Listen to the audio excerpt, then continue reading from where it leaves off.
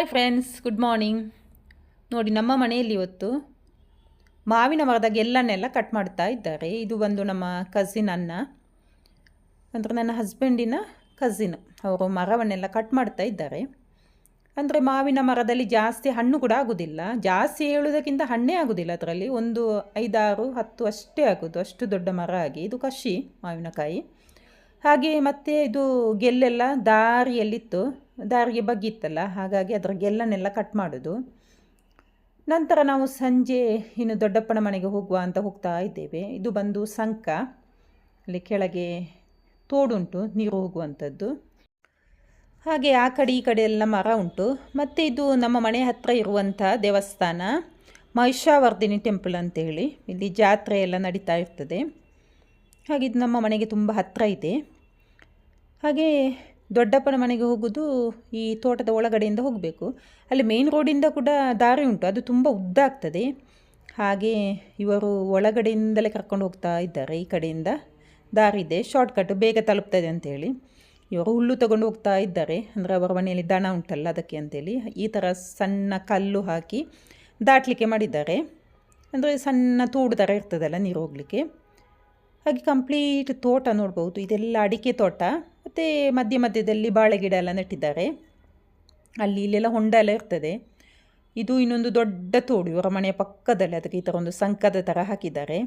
ನೀರೆಂತ ಇಲ್ಲ, ಅಂದರೆ ಈಗ ಬೇಸಿಗೆಗಾಲ ಅಲ್ವಾ, ಮಳೆಗಾಲದಲ್ಲಿ ನೀರಿರ್ತದೆ. ಹಾಗೆ ಇದು ಇವರ ಹಳೆ ಮನೆಯನ್ನು ಹೊಡೆದು ಹಾಕಿದ್ದಾರೆ, ಈಗ ಹೊಸ ಮನೆ ಕಟ್ಟಿದ್ದಾರೆ. ಇದು ಮೊದಲಿಂದು ಕಾಲದ್ದು ಮನೆಯೆಲ್ಲ ನೋಡ್ಬೋದು, ಮಣ್ಣಿನಲ್ಲಿ ಕಟ್ಟಿದಂಥ ಮನೆ, ಅದ್ರ ಗಟ್ಟಿರ್ತದೆ ಮಾತ್ರ. ಹಾಗೆ ಇವರ ನಾಯಿ ನೋಡಿ, 2 ಸಣ್ಣ ಸಣ್ಣ ನಾಯಿ ಇತ್ತು, ನಮ್ಮನ್ನು ನೋಡಿ ಹೆದರಿ ಅಲ್ಲಿ ನಿಂತಿದೆ. ಹಾಗೆ ನಮ್ಮನ್ನು ನೋಡಿ ಇವರ ಬೆಕ್ಕು ಕೂಡ ನೋಡ್ಬೋದು, ಒಂದು 3-4 ಬೆಕ್ಕಿತ್ತು, ಅದು ಓಡ್ತಾ ಇತ್ತು. ಹಾಗೆ ನನ್ನ ಮಗ ಒಂದು ತೆಂಗಿನಕಾಯಿ ಇಟ್ಕೊಂಡು ಆಗದಿಂದ ಸುತ್ತಾಡ್ತಾ ಇದ್ದಾನೆ, ಎಂತಕ್ಕೆಂತ ಗೊತ್ತಿಲ್ಲ. ಹಾಗೆ ಇಲ್ಲಿ ಮರದಲ್ಲಿ ಬಿಂಬಳಿ ನೋಡ್ಬೋದು. ಇದು ಬಿಂಬಳಿ ಅಂದರೆ ಸಾರೆಲ್ಲ ಮಾಡ್ತೇವಲ್ಲ, ಹಾಗೆ ಉಪ್ಪಿನಕಾಯಿಗೆ ಕೂಡ ಒಳ್ಳೆಯದಾಗ್ತದೆ. ಇವನು 2-3 ಕಿತ್ತುಕೊಂಡು ಬಂದ ತಿನ್ನಲಿಕ್ಕೆ ಅಂತ. ಅದು ಎಷ್ಟು ಹುಳಿ ಅಂದರೆ ತಿನ್ನಲಿಕ್ಕಾಗುವಂಥದ್ದೇನಲ್ಲ. ಇದು ಬಂದು ಇವರ ಹೊಸ ಮನೆ, ಸ್ವಲ್ಪ ಪೇಂಟಿಂಗ್ ಎಲ್ಲ ಬಾಕಿ ಉಂಟು, ಹೊರಗಡೆಯಿಂದ ಪೇಂಟಿಂಗ್ ಎಲ್ಲ ಮಾಡಿದ್ರೆ ಮತ್ತೆ ಚೆಂದ ಕಾಣ್ಬೋದು. ಹಾಗೆ ಇದು ಹಳೆ ಮನೆ. ಹಾಗೆ ಅದೆಲ್ಲ ನೋಡಿಕೊಂಡು ನಾವು ವಾಪಸ್ಸು ಮನೆಗೆ ಬಂದೆವು. ಇಲ್ಲಿ ಇವರದೊಂದು ಕೋಳಿ, ಮತ್ತು ಅದರ ಜೊತೆ ತುಂಬ ಮರಿಗಳು ನೋಡ್ಬೋದು, ಸಣ್ಣ ಸಣ್ಣ ಮರಿಗಳು. ನನ್ನ ಮಗಳು ಅದರ ಹಿಂದೆ ಓಡಿದ್ಲು ಹಿಡಿಲಿಕ್ಕೆ ಅಂತೇಳಿ, ಅದೆಲ್ಲಿ ಸಿಗ್ತದೆ, ಅದೆಲ್ಲ ಓಡಿ ಹೋಯಿತು. ಸಣ್ಣ ಸಣ್ಣ ಮರಿಗಳು ತುಂಬ ಇದ್ದವು, ಎಲ್ಲ ಮನೆಗೆ ಓಡಿ ಹೋಯಿತು ನೋಡಿ. ಹಾಗೆ ಈ ಕಡೆ ಎಲ್ಲ ಗದ್ದೆ ತೋಟ ಎಷ್ಟು ಚೆಂದ ಕಾಣ್ತಿತ್ತಂದರೆ ಇಲ್ಲೇ ನಿಲ್ಲುವ ಅಂತ ಅನಿಸ್ತಿತ್ತು. ಹಾಗೆ ಈ ಕಡೆಯಿಂದ ನಾವೀಗ ಮನೆಗೆ ಹೋಗ್ತಾ ಇದ್ದೇವೆ. ಸಪೂರಕ್ಕೆ ಒಂದು ದಾರಿ ಉಂಟು, ಆ ಕಡೆ ಈ ಕಡೆ ತೋಟ. ಈ ತೋಟದ ಮಧ್ಯದಿಂದ ಹೋಗುವಾಗ ಉಂಟಲ್ಲ, ಎಷ್ಟು ಸೆಕೆ ಇದ್ದರೂ ಸೆಕೆನೇ ಗೊತ್ತಾಗೋದಿಲ್ಲ, ಅಂದರೆ ಅಷ್ಟು ತಂಪಾಗಿರ್ತದೆ. ತೋಟಕ್ಕೆ ದಿನಾಲು ನೀರು ಹಾಕ್ತಾರಲ್ಲ, ಹಾಗೆ ನಾವು ವಾಪಸ್ ಮನೆಗೆ ಬಂದೆವು.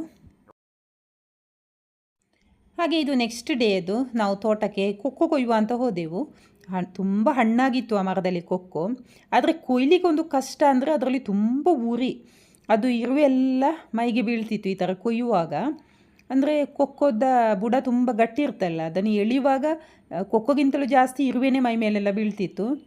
ಹಾಗೆ ಕೆಳಗೆ ಕೂಡ ತುಂಬ ಇರುವೆ ಇತ್ತು. ಹೇಗೋ ಕಷ್ಟದಲ್ಲಿ 1-2 ಅಂತ ಒಂದೊಂದೇ ಕೊಯ್ದೆ. ಹಾಗೆ 2-3 ಕೊಯ್ದೆ, ಇನ್ನೂ ತುಂಬ ಇತ್ತು ಅದರಲ್ಲಿ. ಹಾಗೆ ಇನ್ನೂ ಸ್ವಲ್ಪ ಕೊಯ್ಯುವ ಅಂತ ಹೋಗಿ ಎಳೆದ್ರೆ ಈ ಇರುವೆ ಎಲ್ಲ ಮೈ ಮೇಲೆ ಕಾಲ ಮೇಲೆ ಎಲ್ಲ ಹತ್ತುತ್ತಾ ಇತ್ತು.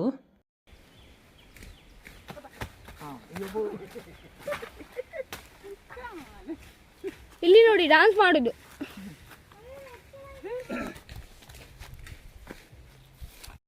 ನನಗೆ ಉರಿ ಕಚ್ಚಿ ಕಚ್ಚಿ ಸಾಕಾಯಿತು, ಕಾಲೆಲ್ಲ ಉರಿತಾ ಇತ್ತು. ಹಾಗೆ ಈಗ ಅತ್ತೆ ಹೋದರು ನೋಡಿ.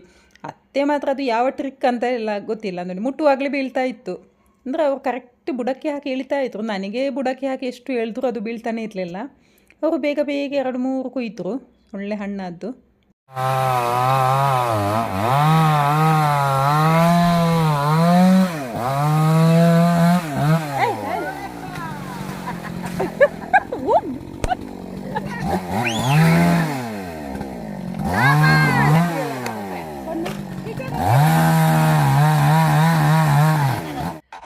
ನಾವು ಇಲ್ಲಿ ಉರಿ ಎಲ್ಲ ಕಚ್ಚಿಸ್ಕೊಂಡು ಡಾನ್ಸ್ ಮಾಡೋದನ್ನು ನೋಡಿ ಸಾಕಾಗಿ ನನ್ನ ಮೈದುನ ಬಂದು ಮರವನ್ನೇ ಕಟ್ ಮಾಡಿಬಿಟ್ರು ನೋಡಿ.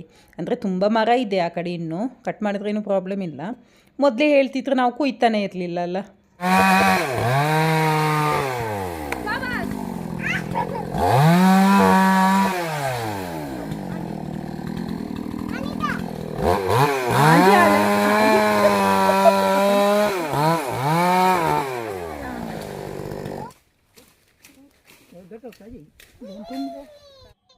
ಇಷ್ಟು ಸಿಕ್ಕಿತ್ತು.